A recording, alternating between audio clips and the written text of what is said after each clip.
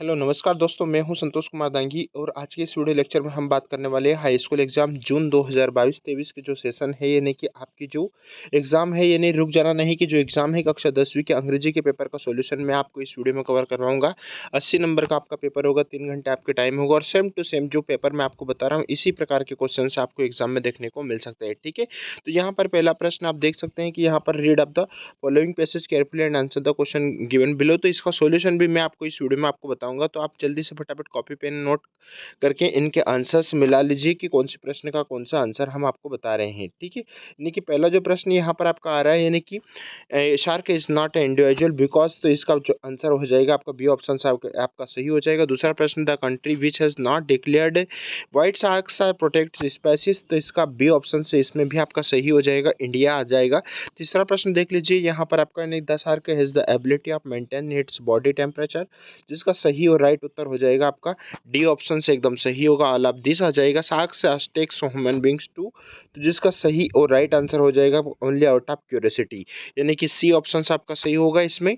चौथे का सी ऑप्शन आपका सही हो जाएगा। उसके बाद में पांचवा जो प्रश्न देखते हैं, the thing that makes the shark an insufficient hunter, तो इसका सही और राइट उत्तर हो जाएगा आपका बी ऑप्शन आपका सही हो जाएगा। ठीक है, देख लेते हैं नेक्स्ट क्वेश्चन यहाँ पर आपका, यानी कि read the following passage carefully and answer the question given below. यहाँ पर आपको papaya is one of the healthiest fruits वाला पैसेज यहाँ पर आया है। द पपैया फर्स्ट और ओरिजिनेटेड इज, तो आपका सही और राइट उत्तर हो जाएगा आपका, यानी कि आपका सही और राइट उत्तर हो जाएगा आपका बी वाला ऑप्शन आपका सही हो जाएगा। ठीक है, बी ऑप्शन आपका एकदम सही होगा।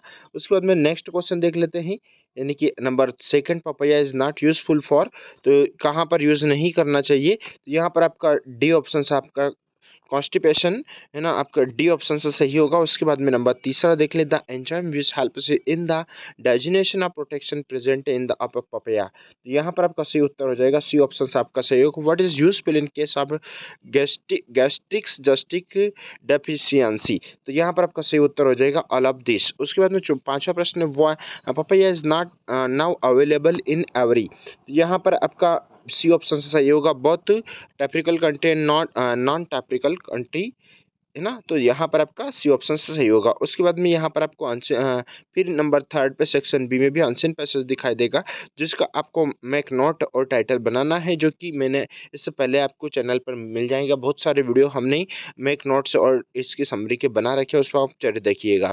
प्रश्न क्रमांक 4 की अगर बात करते हैं, तो कैरेक्टर सर्टिफिकेट यानी कि सीसी, यहाँ पर कैरेक्टर सर्टिफिकेट का एप्लीकेशन इसमें पूछा गया है। इसके ओवर वाले प्रश्न की अगर बात करते हैं, तो ब्रिलियंट सक्सेस एंड कॉन्ग्रेचुलेशन का आपको यहाँ पर लेटर पूछा गया है।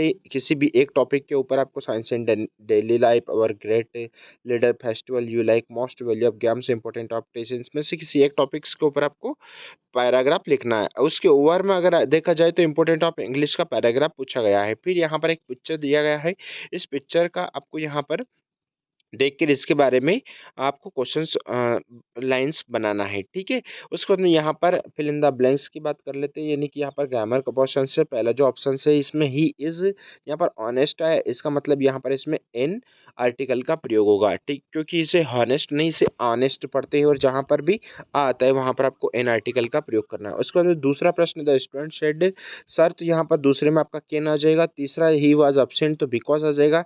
चौथे में आपका सेंस आ जाएगा। पांचवे में आपका distribute the money Ram and Mohan, तो इसमें बेटवीन आ जाएगा। ठीक है, यहाँ पर उसके बाद में यू हैव वेट टू, तो यहाँ पर विल आ जाएगा इसमें पांचवे में।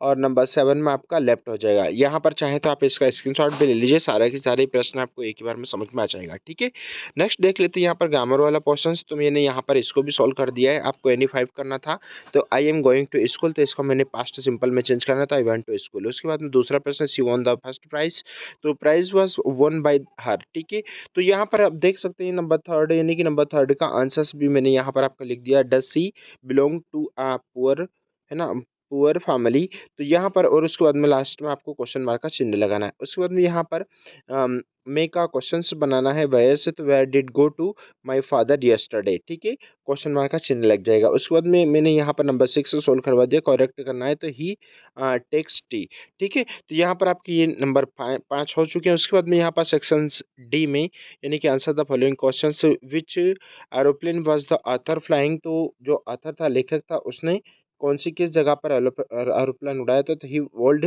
ढकोता, यानी कि ये ऑप्शन आपका सही होगा। हूँ असाइंड एन एन ऐसे of the subject of chatter box, तो यहाँ पर आपका आंसर हो जाएगा मिस्टर किसिंग, बी ऑप्शन आपका सही होगा। Who was the excited to see the tea gardens, तो राजवीर आपका सही आंसर हो जाएगा, बी ऑप्शन आपका सही होगा राजवीर।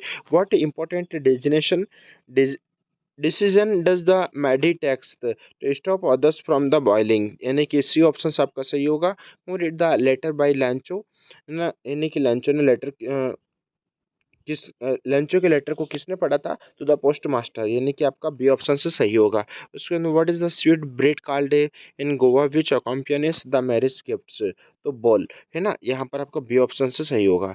फिर उसके बाद में यहाँ पर फिर आपका यहाँ पर पैसेज पूछा गया जाएगा नंबर 10 में, तो यहाँ पर द हाउस बिलोंग टू, तो कहाँ पर हाउस था, तो लेंचो का, है ना, किसका हाउस था, तो लेंचो का हाउस था, यानी कि ये ऑप्शन से सही होगा।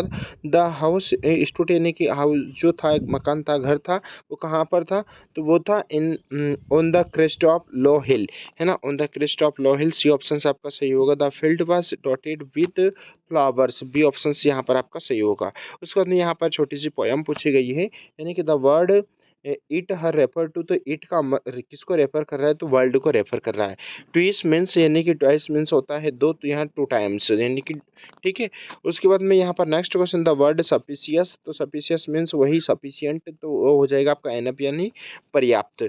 उसके बाद में यहाँ पर इस प्रकार के आपके क्वेश्चन आंसर पूछे गए हैं। तो याद रखिएगा ये कि 2022 का हमने जो रुक जाना नहीं का जो पेपर है, जिसके बारे में आपको संपूर्ण जानकारी दी है, तो सेम टू सेम इसी प्रकार का प्रश्न आपको हो सकता है कि 23 वाले सेशन में आपका पूछा जाए, ठीक है। अगर आपको वीडियो अच्छा लगा तो प्लीज़ वीडियो को लाइक करना, दोस्तों मित्रों में शेयर करना। मिलते हैं नए वीडियो के साथ में, तब तक के लिए take care, best of luck, आप आने वाली एग्जाम में बेहतर परफॉर्मेंस कर सकें और आप 10th से 11th में पहुँचे, इसी और आशाओं की उम्मीद के साथ में मिलते हैं नए वीडियो के साथ में, तब तक के लिए जय Hind, Vande Mataram, thank you so much.